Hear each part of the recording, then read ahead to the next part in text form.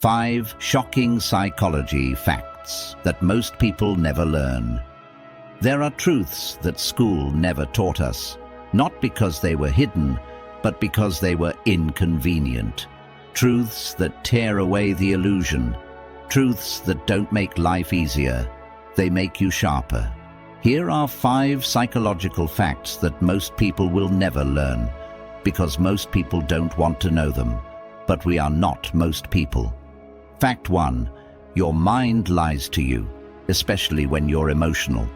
The most dangerous voice you'll ever hear is your own mind when it's ruled by feeling. Psychologists call it cognitive distortion, when emotion twists reality into something that feels true, but isn't. The Stoics understood this long before the textbooks. Seneca warned, "We suffer more in imagination than in reality. Anger tells you to attack. Fear tells you to run. Pride tells you to speak. But wisdom whispers, don't believe everything you feel." We've learned to pause, to let the storm pass before we move, because what we feel in the fire will not be what we believe in the calm. Mastery begins when we stop confusing emotion with fact. Fact 2. People see what they want to see, not who you really are. You could walk through fire to save someone, and they'd still accuse you of lighting the match. You could go silent to protect your peace, and they'll say you're cold, distant, arrogant. Carl Jung called it the projection of the shadow. They reject what they can't face in themselves and pin it on you. But we do not beg to be understood. We walk in clarity while they remain blinded by their own darkness. As Epictetus said, if someone speaks badly of you, and it is true, correct yourself. If it is false, laugh. We've stopped trying to explain, stopped trying to prove. We let the misjudged version of us die in their mind, so the real version of us can evolve in silence, because they don't see you. They see their own reflection, and we've learned to let them stare while we rise. Fact 3. Comfort is the most addictive drug, and most people are addicted. The average person would rather repeat pain they're used to than face the unknown required for growth. Comfort becomes a cage, a soft prison. You decorate it with routine, you numb yourself with distraction, and you start calling it happiness. But the mind grows sharp in friction, the soul grows strong in solitude, and the self, the true self, only awakens when the comfort burns away. Marcus Aurelius wrote, "Just that you do the right thing.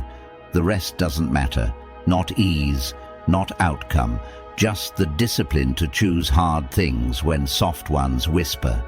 Fact 4. You become what you tolerate in silence. The mind is shaped not just by what we pursue, but by what we allow. Every time we let a lie pass unchallenged, every time we endure disrespect quietly, every time we betray our own values just to keep the peace, we teach ourselves that we are not worth defending. Modern psychology calls this learned helplessness, the conditioning of the spirit to accept powerlessness. But the ancient minds saw it clearer. It's the slow decay of virtue. As Marcus Aurelius wrote, the soul becomes dyed with the color of its thoughts. But thoughts are not just internal. They're born in what we accept and what we endure. We don't stay silent when it costs us our dignity. We don't tolerate poison just because it's served in a golden cup. And we do not shrink to make others comfortable with their mediocrity. Because every silent compromise shapes us, and we are not here to become less. We are here to become iron. Fact 5. Most people don't want the truth. They want comfort in their illusions. We've seen it.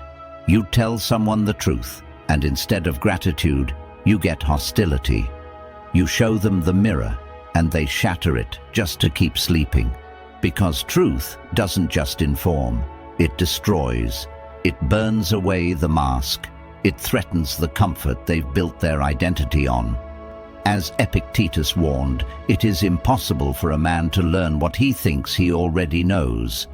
This is why we stop trying to awaken the unwilling, not out of pride, but from wisdom.